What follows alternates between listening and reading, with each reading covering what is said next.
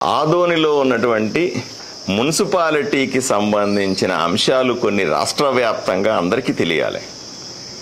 ఎందుకంటే ఆదోని ఉమ్మడి ఆంధ్రప్రదేశ్లోనే రెండవ అతిపెద్ద మున్సిపాలిటీగా అప్పట్లో ఏర్పడింది. అన్ని మున్సిపాలిటీల్లో అంటే మొదట ఏర్పడినటువంటి మున్సిపాలిటీల్లో ఇది రెండవది. అన్నీ పెరిగిపోయినాయి. అన్ని మున్సిపాలిటీలు కార్పొరేషన్లు అయిపోయినాయి, పెద్ద పెద్ద నగరాలుగా మారిపోయినాయి. ఆదోని మాత్రం మున్సిపాలిటీనే మిగిలిపోయింది. ఇంకా ఇదే రకమైనటువంటి పేదరికంతో మునిగి తేలుతా ఉంది. దీనికి కారణాలు కూడా ప్రజలు అర్థం చేసుకోవాల్సి ఉంది. ఏం జరిగింది కదా 30 సంవత్సరాలుగా ఏం జరిగిందన్న విషయం కూడా తెలుసుకోవాలి, ఆలోచన చేయాలి. రెండవది, ఇప్పుడు ఈ సందర్భం ఎందుకు వచ్చిందంటే ఆదోని మున్సిపాలిటీలో కౌన్సిలర్లు అవిశ్వాస తీర్మానాన్ని ఇచ్చారు కలెక్టర్ గారికి. అవిశ్వాస తీర్మానం అంటే వాళ్ళందరూ కలిపి మా నాయకుల్ని మార్చుకుంటాము అనేది అవిశ్వాస తీర్మానం. ఆదోని మున్సిపాలిటీలో 34 మొత్తం కలిపి 42 మంది కౌన్సిలర్లు ఉంటే ఒకరు చనిపోతే 5 మంది బీజేపీ కౌన్సిలర్లు ఉంటే 34 మంది వైఎస్ఆర్సీపీకి సంబంధించిన కౌన్సిలర్లు ఉన్నారు. వీళ్ళంతా కలిసి మేము నాయకులు మార్చుకుంటామని ఏమండి. ఎందుకంటే ఇప్పుడు నాయకుడు లేడా అంటే కాదు. వీళ్ళకి ఆల్రెడీ శాంత గారని ఒక చైర్మన్ గారు ఉన్నారు, వైఎస్ఆర్సీపీకి చెందిన వ్యక్తి. ఆవిడను మార్చి 2.5 సంవత్సరంగా ఆమె ఉంది. 3 సంవత్సరాలు అవుతుంది, దగ్గర 3.5 సంవత్సరం కూడా అవుతా ఉంది. ఇప్పుడు మేము మార్చుకుంటాము అని నోటీస్ ఇచ్చారు. 16వ తారీఖున అవిశ్వాస తీర్మానానికి సంబంధించిన అందరూ ప్రజలు కూడా అర్థం చేసుకోవాల్సింది ఏంటంటే, నేను ఎమ్మెల్యే అయిన తర్వాత సుమారుగా 4 కోట్ల రూపాయలు ఈ మున్సిపాలిటీ కోసం డబ్బులు తీసుకొని వచ్చినాం. ఇంకా ఎక్కువ, నాకు తెలిసి ఇంకా ఎక్కువ డబ్బులు తెచ్చాను. ఈ 4-5 కోట్ల రూపాయలు ఏదైతే ఉందో వీటిల్ని రోడ్లు వేయడానికో డ్రైనేజీలు వేయడానికో వీటికో మనం ఖర్చు పెట్టాలి. ఖర్చు పెట్టాలంటే నేను డబ్బులు తెచ్చాను కాబట్టి నేరుగా ఖర్చు పెట్టడం కూడా సాధ్యం కాదు. మధ్యలో మున్సిపల్ కౌన్సిల్ అనుమతి తప్పనిసరి. ఎవరో రోడ్లు వేయమంటారు, లేదా రోడ్లు బాగాలే ఉన్నాయని చెప్తాం, డ్రైన్లు బాగాలే ఉన్నాయని చెప్తాం. దాన్ని తీసుకొని వచ్చి మనం కౌన్సిల్లో పెడితే కౌన్సిల్ ఆమోదిస్తేనే నేను ఆ పని చేయగలను, ఖర్చు పెట్టగలను. ఇది ఒక సమస్య. గత 9 నెలలుగా నేను ఎమ్మెల్యే అయిన తర్వాత ప్రతి ఒక్క పథకం కింద ఎక్కడో చోట డబ్బులు తెస్తా ఉంటే వీళ్ళు ఖర్చు పెట్టనీయకుండా అడ్డం పడతా ఉన్నారు. నేను పలుసార్లు చెప్పాను ఈ విషయాన్ని. కౌన్సిల్ సమావేశానికి రారు, కౌన్సిల్ సమావేశానికి డుమ్మా కొడతారు. ఆ రోజు ఎవరు రాలేదని కోరం లేదంటారు. రకరకాల నేను నిరంతరం ప్రజల మధ్య తిరుగుతూ ఉంటాను. ప్రజల మధ్య ఎక్కడన్నా తిరుగుతూ పలానా ప్రజలు వచ్చి రోడ్డు వేయాలా, డ్రైన్ బాగాలేదు, లేకపోతే ఇంకోటి ఏదైనా పని చేయాలా, మంచినీళ్ళ సమస్య ఉంది దాన్ని తీర్చాలా అని నేను కౌన్సిల్లో పెడితే ఇది ఎమ్మెల్యే పెట్టాడు కాబట్టి మేము ఆమోదించము అని అంటారు. ఈ రకంగా వచ్చిన డబ్బులన్నిటినీ కూడా ఖర్చు కూడా పెట్టలేని దుస్థితిలో ఉన్నాం మేమంతా. దీనికి చాలా బాధగా కూడా ఉంది. ఈ ప్రజలు కూడా అర్థం చేసుకోవాల్సి ఉంది. ఇప్పుడేమంటారు, మాకు చైర్మన్ను మార్చేయండి, మేము మార్చుకోవాలా అంటారు. ఎందుకయ్యా చైర్మన్ను మార్చుకోవాలా అని అడిగితే మేము 2.5 సంవత్సరాలకు ఒక్కసారి చైర్మన్ను మార్చేసుకునే మాకు ఆనవాయితీ ఉంది మా పార్టీలో అంటారు. అది ఏమిటి ఆనవాయితో ఏమో అర్థం కాదు. నాకు తెలిసినంత వరకు కూడా ఇప్పుడున్నటువంటి చైర్మన్ గారు ఎక్కడా అవినీతి చేయలే. నేను 8 నెలలు వేరే పార్టీ, నేను వేరే పార్టీ అయినప్పటికీ కూడా చూపుతున్నా కదా పాపం, ఎక్కడా అవినీతి లేకుండా సాదాసీదా జీవితాన్ని గడుపుతూ ఒక మున్సిపల్ చైర్మన్గా గౌరవప్రదంగా బతుకుతున్నటువంటి వ్యక్తి. మరి ఆమెను అడిగారు, ఎందుకంటే మరి నిన్ను ఎట్లా చైర్మన్గా పెట్టుకున్నట్టు. నాకు నేరుగా అప్పట్లోనే జగన్మోహన్ రెడ్డి పేరు సీల్డ్ కవర్లో పేరు పెడితే వీళ్ళు ఎవరినో డబ్బులు తీసుకొని అమ్ముకోవాలంటే నాకు సీల్డ్ కవర్లో డబ్బులు పెడితే సీల్డ్ కవర్లో పేరు వస్తే నేను చైర్మన్ అయినానండి అని ఆవిడే చెప్తా ఉంది. ఇది నాకు సంబంధించిన, నాకు తెలియదు కూడా తెలియదు అసలు. అది వాళ్ళ పార్టీకి సంబంధించిన అంశం. ఇక రెండవది, ఆమె భర్త, చైర్మన్ గారి భర్త భారతీయ జనతా పార్టీలో ఉన్నారు. న్యాచురల్లీ నా దగ్గర ఇప్పుడు 5 మంది కౌన్సిలర్లు ఉన్నారు. చైర్మన్ భర్త కూడా అక్కడ అరాచకాలు భరించలేక వేధింపులను నేను తట్టుకోలేనని మా పార్టీలోకి వచ్చినారు. మేము స్వాగతించినాం, దాంట్లో ఏమనుమానం లేదు. కానీ ఆ భర్త ఇక్కడ ఉన్నాడు కాబట్టి ఆమెను దింపేస్తాము.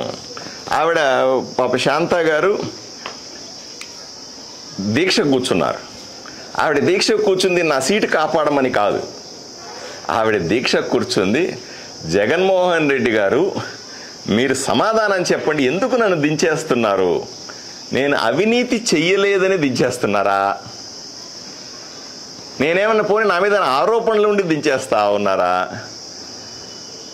ఈరోజు దించేయడం, నేను ఈరోజు పనికిరాను నువ్వు అంటున్నారు, మరి ఈ 3.5 సంవత్సరంగా ఎలా పనికొచ్చాను నేను అని ఆమె దీక్ష చేస్తా ఉంది. రోడ్డు మీద కూర్చొని ఒక ఆడబిడ్డ, ఆమె వేరే పార్టీ అయినప్పటికీ కూడా మహిళ, మనం గౌరవించాల్సిన పరిస్థితి ఉంది. రోడ్డు మీద కూర్చొని 15 రోజుల పాటు దీక్ష చేసింది ఆమె.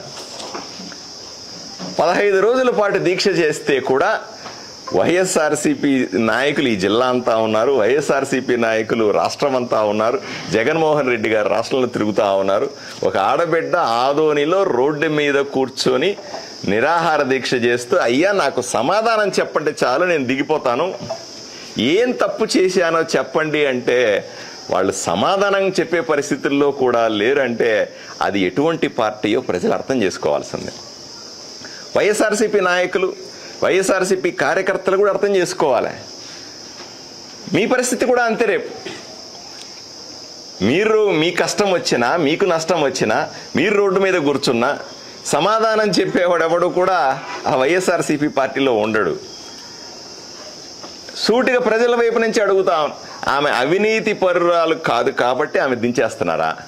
వైఎస్ఆర్సీపీ పార్టీలో చైర్మన్ కావాలంటే తప్పనిసరిగా అవినీతి పరుడై ఉండాలనా అని నేను సూటిగా ప్రశ్నిస్తా ఉన్నా. అంతెందుకు, ఆమె ఇంకొక విషయం కూడా చెప్తా ఉంది, ఇవన్నింటికి కూడా దీని వెనకాల డబ్బే కారణం అండి అని ఆవిడే చెప్తా ఉంది. నేను చెప్పిన మాటలు కాదు ఇవి, నేనేం ఆరోపణ చేయట్లే. సాక్షాత్తు మున్సిపల్ చైర్మన్గా, వైఎస్ఆర్సీపీ మున్సిపల్ చైర్మన్గా ఉన్న శాంత గారు రోడ్డు మీద టెంట్ వేసుకుని కూర్చొని ఆమె చెబుతున్న మాట ఏంది? వైఎస్ఆర్సీపీ పార్టీలో డబ్బుకు తప్ప ఇంకా దేనికి విలువ లేదు అని ఆమె చెబుతా ఉంది. రెండో ఆరోపణ పెద్ద ఆరోపణ, నేను చేస్తున్న ఆరోపణ కాదు, ఆవిడ చెబుతున్న ఆరోపణ, ప్రజలు చెబుతున్న ఆరోపణ ఏమిటి? వైఎస్ఆర్సీపీకి సంబంధించిన కౌన్సిలర్లు గొర్రెల్లాగా అమ్ముడుపోతా ఉన్నారు. ఎంతకు అమ్ముడుపోతున్నారు అంటే కేవలం 1,00,000, 2 లక్షల రూపాయలకు అమ్ముడుపోతున్నారని ఆవిడ ఆరోపణ చేస్తా ఉంది. ఎంత దారుణం ఆలోచన చేయండి. ఏమిటి ఆదోనికి పట్టిన దుస్థితి, ఏమిటి కర్మ? ఆదోని ప్రజలు కూడా ఆలోచన చేయండి. మీరు నమ్మి ఓటేసిన వ్యక్తి మీ వీధికి సేవ చేస్తాడని, మీ వీధిలో రోడ్లు వేస్తాడని, మీ వీధిలో కాలువలు క్లీన్ చేయిస్తాడని, మీ వీధిలో మంచినీళ్ళు ఇస్తాడని, మీ వీధికి వీధి లైట్లు వేస్తాడని, డ్రైనేజీలు కట్టిస్తాడని, మీ కష్ట సుఖాల్లో కలిసి ఉంటాడని మీరు ఓటేశారు కదా. ఇప్పుడు నాకు ఓటేశారండి ఎమ్మెల్యేగా, రోజుకు 15 గంటలు పనిచేస్తాను. పొద్దున 7 గంటలు మొదలు పెట్టుకొని రాత్రి 10:30, 11 దాకా ప్రజల మధ్య ఉంటా ఉన్నా. కనీసం ఆదోని వైపు ప్రజల వైపు నుంచి గట్టిగా నోరెత్తి మాట్లాడి గొంతెత్తి అరిచే పరిస్థితి చేస్తా ఉన్నా. అది అసెంబ్లీలో అనుకోండి, ఇంకో చోట కానీ ఇంకో చూడండి, ఎక్కడ వీలైతే అక్కడ అరుస్తా ఉన్నా. మరి మీరు ఓటేసి గెలిపించినటువంటి ఈ కౌన్సిలర్లు మిమ్మల్ని మోసం చేసి, మీ ఓటుని, మీరేసిన ఓటుని దుర్వినియోగం చేసి ఎక్కడో తాకట్టు పెడతా ఉంటే, మీరేసిన ఓట్లని 1,00,000కు 2 లక్షలకు అమ్ముకుంటా ఉంటే ఇది మీకు సిగ్గుచేటు కాదా అని అడుగుతా ఉన్నా. అవమానం కదా ఆదోనికి అని అడుగుతా ఉన్నా. ఎందుకు ఈ పని చేస్తున్నారో మనకిప్పటికీ తెలియదు. నాకు సమాధానం చెప్పకపోయినా ప్రజలకు సమాధానం చెప్పి తీరాలా అని నేను స్పష్టంగా కోరుకుంటా ఉన్నా. ఇంకొక లెక్క కూడా చెప్తాను చూడండి. వాళ్ళు అడిగేది వైఎస్ఆర్సీపీ కౌన్సిలర్లు 1,00,000, 2 లక్షల రూపాయలే కదా. నేను ప్రజలకందరికీ నేను రిక్వెస్ట్ చేస్తా ఉన్నా, ఎక్కడెక్కడైతే వైఎస్ఆర్సీపీ కౌన్సిలర్ ఉన్నారు వాళ్ళందరి, మీ కౌన్సిలర్లను నిలదీయండి. ఎందుకు ఈ పని చేస్తా ఉన్నావో నిలదీయండి, ఎందుకు అమ్ముడుపోతున్నావో నిలదీయండి. నేను మిమ్మల్ని కూడా రిక్వెస్ట్ చేసేది, ఇంకో రిక్వెస్ట్ కూడా చేస్తాను, ఇంటికి 50 రూపాయలు వేసుకోండి. ఒక వార్డులో ఇంటికి 50 రూపాయలు వేసుకుంటే ఆ 2 లక్షల రూపాయలు అవుతాయి. అది ఇవ్వండి మీ కౌన్సిలర్కి. అయ్యా, ఈ 1,00,000 2 లక్షలకే కదా అమ్ముడుపోతున్నావు నువ్వు, దయచేసి మేము ఇంటికి తలా 50 రూపాయలు వేసి ఇస్తాం నీకు, నువ్వు మాకు సేవ చేయి. ఇంకొక సంవత్సరం మాత్రమే ఉంది, వచ్చే మార్చి కల్లా, మార్చి ఏప్రిల్కంతా ఎలక్షన్లు వచ్చేస్తాయి, ఇంకొక సంవత్సరం మాత్రమే ఉంది. ఈ సంవత్సరం నువ్వు మాకు సేవ చేయి, మా వీధిని శుభ్రం చేయి, మా వీధిని శుభ్రంగా పెట్టు, మాకు రోడ్లు వేయడానికి ప్రయత్నం చేయి. ఎమ్మెల్యే డబ్బులు ఇస్తా ఉన్నాడు, కూటమి ప్రభుత్వం డబ్బులు ఇస్తా ఉంది, వాటిని సరిగ్గా ఉపయోగించుకొని కౌన్సిల్కి వెళ్ళు, నువ్వు కౌన్సిల్కి వెళ్ళి కూర్చో, మా ప్రతిపాదనలను దీన్ని తీసుకెళ్ళి అక్కడ పెట్టు, అనుమతి తీసుకొని మా రోడ్లను బాగు చేయి, మా డ్రైనేజీలను బాగు చేయి అని ప్రజలు ఈరోజు మీ కౌన్సిలర్లను నిలదీసే రోజు వచ్చింది. ఒకప్పుడంటే భయపెట్టేవాళ్ళు, నన్ను అడుగుతావా, నన్ను నిలదీస్తావా, నేను రౌడీ, నేను గూండా, నీ మీద కేసులు పెడతా అనేవాడు. ఈరోజు ప్రజల వైపున ఉన్నటువంటి ప్రభుత్వం ఉంది, ప్రజల్లో నిరంతరం ఉండే ఎమ్మెల్యే మీ దగ్గర ఉన్నాడు, ఎవడు మిమ్మల్ని ఏమన్నాడు. దయచేసి ఎక్కడ వీలైతే అక్కడ నిలదీయండి, వీలైతే కౌన్సిలర్ ఇంటి ముందు ధర్నా కూర్చోండి. అక్కడ ఉన్న ఓట్లు వేసిన ప్రజలందరూ కూడా, వైఎస్ఆర్సీపీ కార్యకర్తలు కూడా.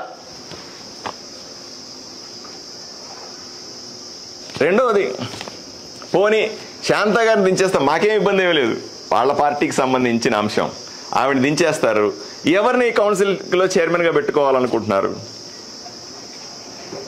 వినికిడి ఆవిడ చెప్పడమే, నాకు తెలియదు ఎవరిని పెట్టుకుంటారో నేను, నాకు సంబంధం కూడా లేదు.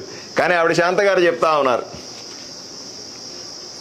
ఒక ఆయన ఎవరైతే మరుగుదొడ్లలో డబ్బులు కొట్టేసినాడో ఆయన్ని మున్సిపల్ చైర్మన్ చేస్తారట. ఒక వ్యక్తి, ఒక కౌన్సిలర్ ఈ ఊరిలో ఇప్పుడు వైస్ చైర్మన్గా కూడా ఉన్నాడు. ఆయన మరుగుదొడ్లు కట్టించాయా మీ వీధిలో అంటే దాంట్లో డబ్బులు కొట్టేస్తే దానికి విజిలెన్స్ ఎంక్వైరీ జరుగుతూ ఉంది. రెండోది, మున్సిపాలిటీలో స్క్రాప్ అంటారు, అంటే పాత మిషన్లు, పాత సామాన్లు అమ్ముకోవడనే వాటిల్లో కూడా ఆయన డబ్బులు కొట్టేస్తే ఆ ఫైలే కనపట్లేదు అంటున్నారు ఆఫీసర్లంతా. అట్లాంటి వాడిని మున్సిపల్ చైర్మన్ చేస్తామా? ఇంకొక ఆయన గురించి చెప్తున్నాడు, ఆయన వైన్ షాప్ నడుపుతాడు, బెల్ట్ షాపులు నడుపుతున్నాడు, దొంగసారా కాస్తున్నాడు అని విపరీతమైన ఆరోపణలు ఉన్నాయి ఆ వ్యక్తిని. ఆయన పెట్టుబడి పెడుతున్నాడు, అందరికీ 1,00,000 2 లక్షలు ఇస్తున్నాడు, ఆయన పెట్టుబడి పెడుతున్నాడు అంటున్నారు. సారా వ్యాపారం చేసుకునేవాడు, నాటు సారాగా ఇచ్చేవాడు, అతనికి ఒక రేషన్ షాప్ కూడా ఉంది. ఆ రేషన్ షాపులో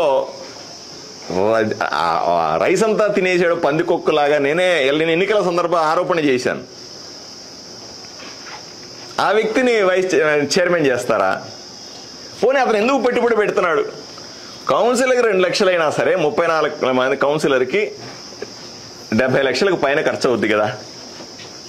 70 లక్షలు ఎందుకు పెడుతున్నాడు? ఒక సంవత్సరమే సమయం ఉంది, 70 లక్షలు ఖర్చు పెడుతున్నాడు. సారా వ్యాపారి ఎందుకు ఖర్చు పెడుతున్నాడు?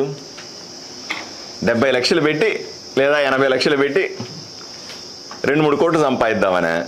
ఎట్లా సంపాదిస్తాడు? ఇదే ఆదోని అభివృద్ధి చెందుతా ఉంది, ఎమ్మెల్యే పోట్లాడుతూ ఉన్నాడు, ప్రభుత్వం నుంచి డబ్బులు వస్తాయి, ఇప్పుడు ఈ సంవత్సరంలో డబ్బులు వస్తే వాటిలన్నింటినీ కొట్టేద్దాం అనుకున్నారా? మా అనుమతి లేకుండా ఎమ్మెల్యే ఏమి చేయలేడు, మేమే మెజారిటీ ఉన్నాం కౌన్సిల్లో కాబట్టి మేము అడ్డంపడి వాటినంతా కొట్టేద్దాం అనుకున్నారా? దొంగలు ఊర్లు పంచుకున్నట్టుగా ఇదేంటి బాధ మాకు? ఏమిటి ఆదోనికి కర్మ అని సూటిగా అడుగుతా ఉన్నా. సమాధానం చెప్పాల్సిన అవసరం ఉంది. నాకు కాదు, ప్రజలకు సమాధానం. నన్ను తిట్టండి, నాకేం ఇబ్బంది లేదు, నన్ను రాజకీయంగా విమర్శించండి, నన్ను తిట్టండి, నన్ను రకరకాలుగా, నాకేం ఇబ్బంది లేదు. కానీ మీకు ఓటేసిన ప్రజలకు మీరు సమాధానం చెప్పాలా? మీరు ఓటేసిన ప్రజలకు జవాబుదారితనంతో ఉండాలా మీరు? ఇలా చిత్ర విచిత్రాలుగా జరుగుతున్నటువంటి ఆదోని మున్సిపాలిటీ వ్యవహారాలు, రాజకీయాలు, దానిలో ఉన్నటువంటి అవినీతి, వీటిలన్నింటి మధ్య 16వ తారీఖున అవిశ్వాసం రాబోతా ఉంది. ప్రజలు అడ్డుకోండి. ప్రజలు అడ్డుకోవాలి, మేం కాదు. ప్రజలు మీ కౌన్సిలర్ని కట్టడి చేయాలి, ప్రశ్నించాలి, చొక్కా పట్టుకోవాలి, ఏం జరుగుతుందో తెలుసుకోవాలి. నేను మళ్ళీ చెప్తాను, ప్రజలు ఎప్పుడు పట్టించుకోకపోతే దుర్మార్గుడు రాజకీయ నాయకుడు అయితే ఊరు నాశనం అవుతుంది.